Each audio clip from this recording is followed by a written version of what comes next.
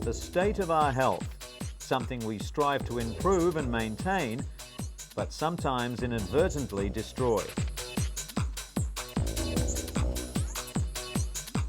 Universally, it's vitally important, and the Germans have a universal word for it.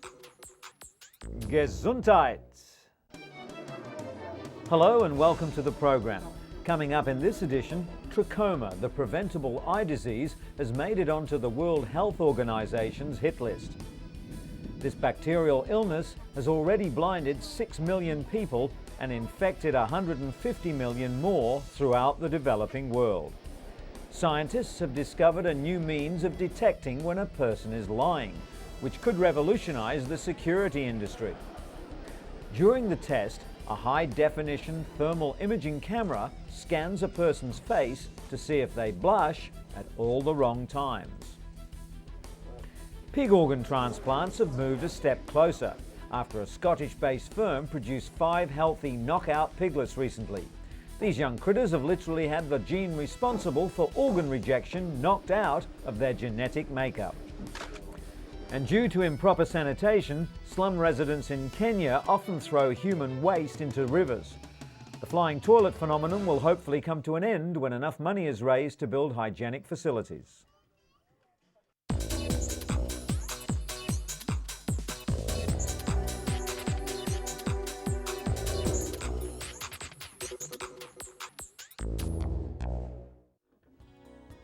But in our first story, we look at the devastating effects of schizophrenia on the brain, discovered recently by researchers at the University of California in Los Angeles School of Medicine.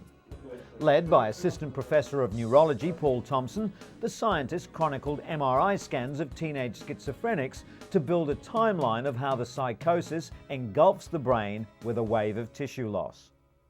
Characterized by hallucinations and delusions, schizophrenia affects 1% of the population. Until now, there was no way of predicting its onset. Aided by the knowledge that this mystery illness runs in families, the researchers hope the findings will lead to more effective ways to scan the brain. But at least for now, the findings provide some comfort as patients are able to actually see what's going on inside their own heads. As for drug treatments, doctors are now prescribing Risperdal, a newer class of antipsychotics, with fewer side effects than Haldol, which could lead to disturbing involuntary movements. Researchers are also reporting that Risperdal is significantly more effective in preventing relapses in patients with schizophrenia than Haldol. Good news for the 1% of the world's population who suffer the illness, which also ranks amongst the top 10 causes of disability in developed countries. When it comes to depression, another serious mental condition, it seems that more and more people are visiting the medicine cabinet rather than a therapist's couch. Depression treatment rates have tripled over the last 10 years, but they're primarily medicinal. Much of the credit goes to the popular antidepressants. The first selective serotonin-enhancing medication was introduced in 1987, and now millions of people take drugs like Prozac, Paxil and Zoloft to treat a wide range of depressive illnesses. While these medications have helped destigmatize depression, they're not as long-lasting as psychotherapy, which decreases the chance of recurrence. It's estimated that up to 10% of Americans suffer from major depression in any given year, a rate set to increase worldwide.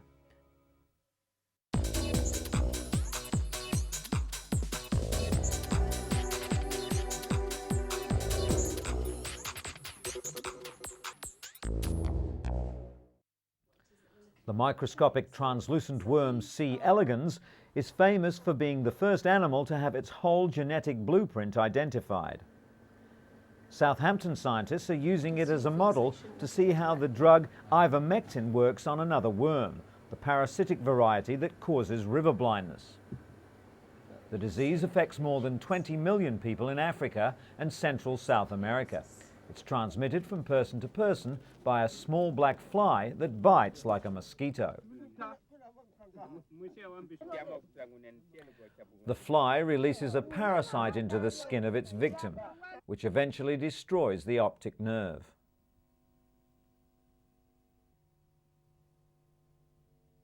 The most effective treatment is an annual dose of ivermectin. It kills the worm by binding to sites called receptors on its muscles and nerves. The worm is then paralyzed and starves to death. Widespread use of ivermectin in veterinary medicine has led to some worms becoming resistant. There are fears that the same might happen in human mass treatment programs. By building up a picture of how C. elegans works, scientists hope to increase our understanding of how to treat and eradicate one of the developing world's most debilitating diseases.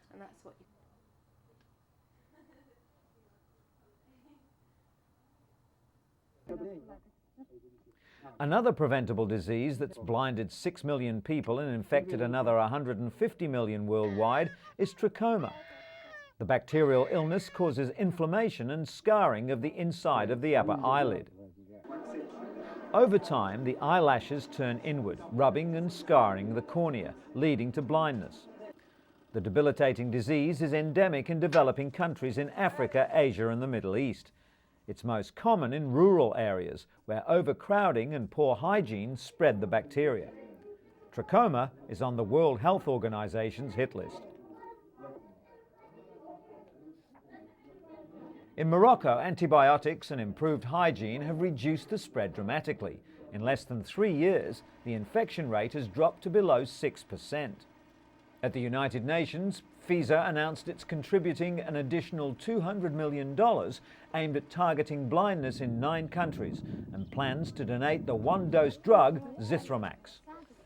The World Health Organization is working to reduce trachoma in countries like Tanzania and Vietnam, while hoping to eliminate the disease worldwide by 2020. Richard Ferrier is preparing for surgery.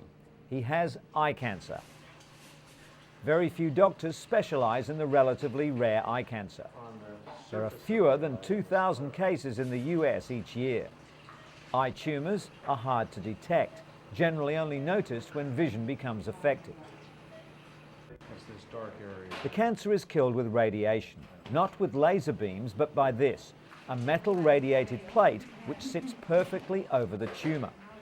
A continuous dose of radiation can be given this way for about 5 days. No one knows what causes eye cancer, but they do know that older people with light skin are most at risk. Richard can't feel the radiated plate in his eye, and in 5 days' time it will be removed. According to the specialists, he has a 99% chance of not only killing the tumour, but also keeping his vision. Quicker than I thought. Yeah, and actually, And still on the subject of eyesight, virtually everyone in the Eurozone has experienced some anxiety about the recent change to the new currency. For the blind, getting to grips with the new notes and coins is a double hurdle. Several weeks before the currency change was to take effect, groups for the blind and partially sighted stepped up their information and training campaigns to try to reach the 6 million visually impaired people thought to live in the Eurozone. The ease with which the blind will adapt to the new cash depends on many factors: the extent of their sight loss, their age, the sensitivity of their fingertips, and the habits learnt from handling local notes and coins. At this training session, organised by the AVH Charity for the Blind, people were introduced to the new cash using one-sided dummy euro notes and coins provided by the European Central Bank. The coins are divided into 3 groups of similar design, with markings along the circumference edge, such as grooves, alternate smooth and serrated milling. Stars and letters also help with recognition using a process of elimination. The European Central Bank and various national blind organisations have also designed euro testers, plastic euro aids with braille. To identify notes, the euro tester must be bent in half. The note is then inserted and the section of note now sandwiched between plastic is bent back over. The height to which it comes against the plastic corresponds to its worth in Braille.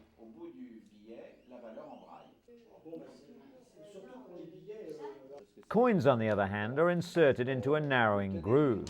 Their corresponding value is marked in Braille at the point where they come to a stop. The notes are all different colours. They use large print for the denomination, and the position of the metal foil also differs.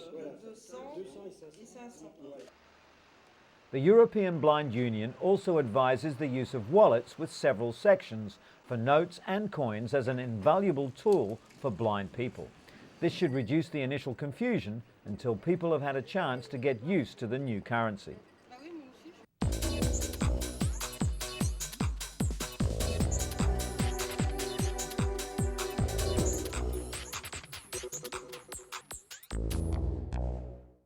I did not have sexual relations with that woman. Lies. Miss Lewinsky. Sometimes they can take months of investigation and millions of dollars to uncover. But cutting-edge technology from the Mayo Clinic may finally take the mystery out of deceit. According to doctors, when someone lies, there's a sudden warming around the eyes. The new device detects these altered heat patterns using high-definition thermal imaging equipment, which picks up on the subtle metabolic changes that can occur instantaneously.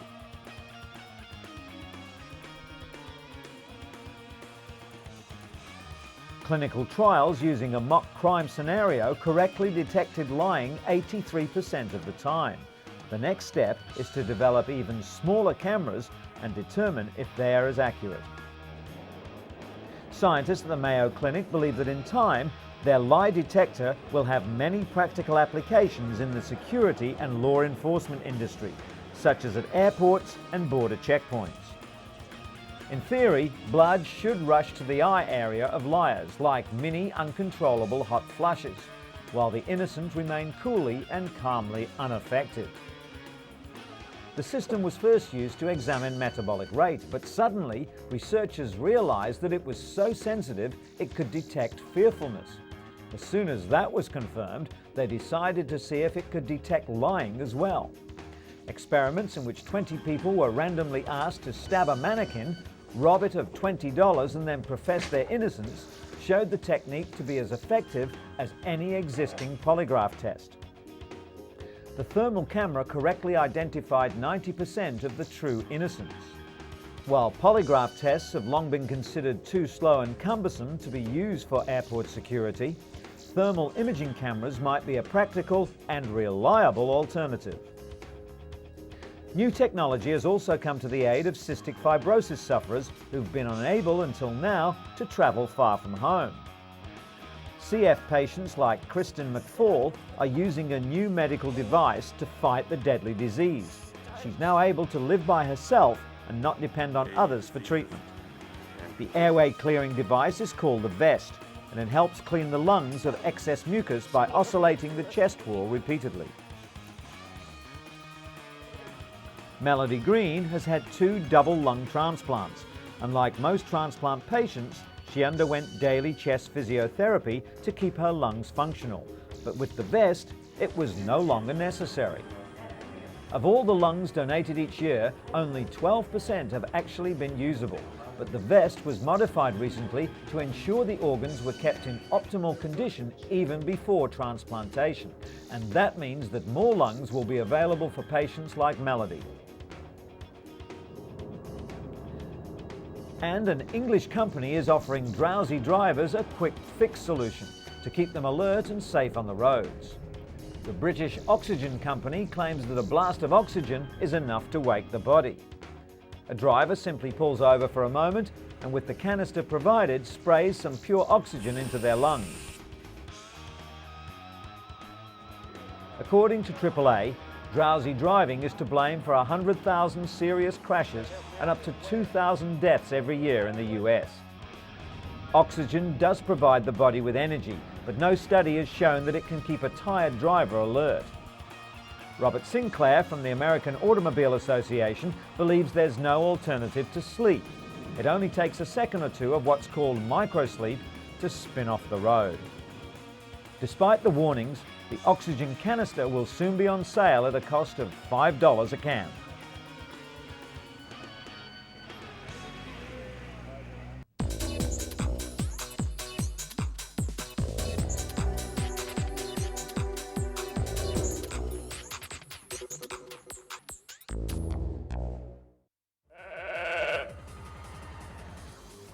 Five and a half years after becoming the world's first cloned sheep, researchers report that Dolly has developed arthritis, raising fears that the cloning process may have given her a genetic defect.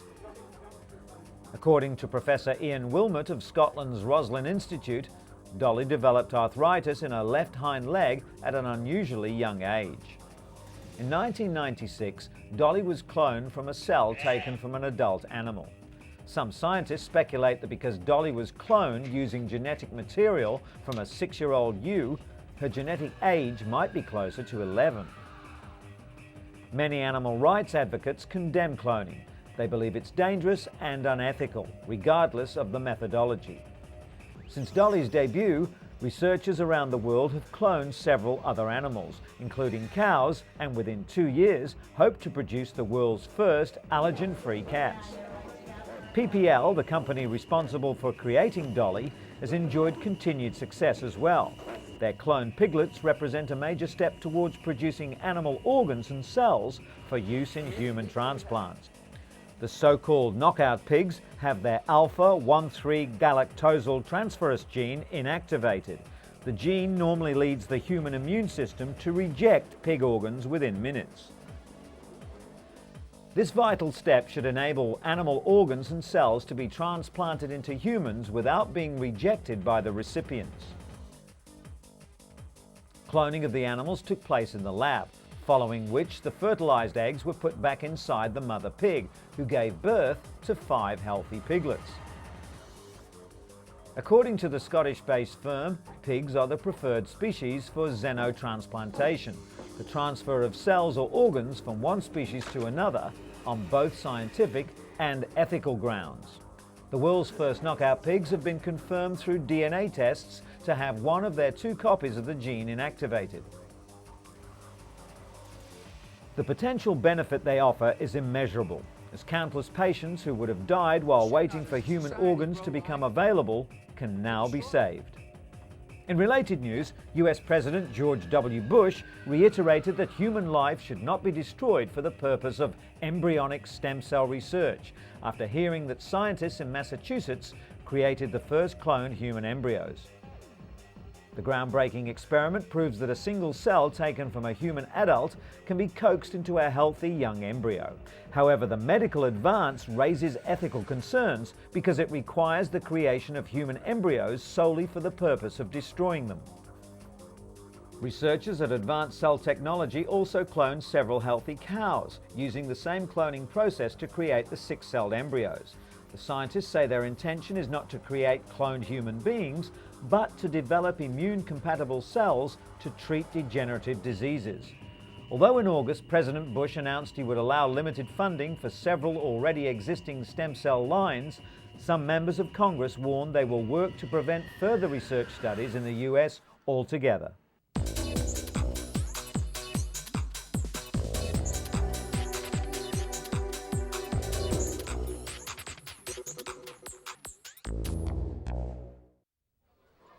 Slums are a normal part of city life in much of Africa. In Kenya's capital, Nairobi, some 3 million people, nearly 60% of the city, live in the slums. The biggest slum, Kibera, is one of the largest in sub-Saharan Africa, with an estimated population of 700,000. Lack of drainage or any proper sewer system creates numerous sanitation problems. Almost all toilets are pit latrines, not much more than a hole in the ground, used by as many as 10,000 people. While the women do their best to keep the outhouses clean, the waste ends up in the gaping sewers, leaving disease to stalk the local population. Filthy sewer water is then pumped directly into nearby streams, spreading disease to other communities along the river.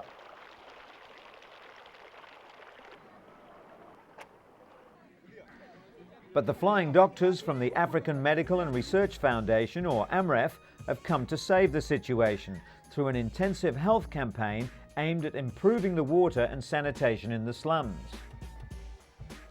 A marathon race organised by AMREF, which attracted nearly 200 runners, many armed with toilet brushes, was run through the city streets in the Kenyan capital in aid of collecting money to build good, clean toilets for the slum dwellers.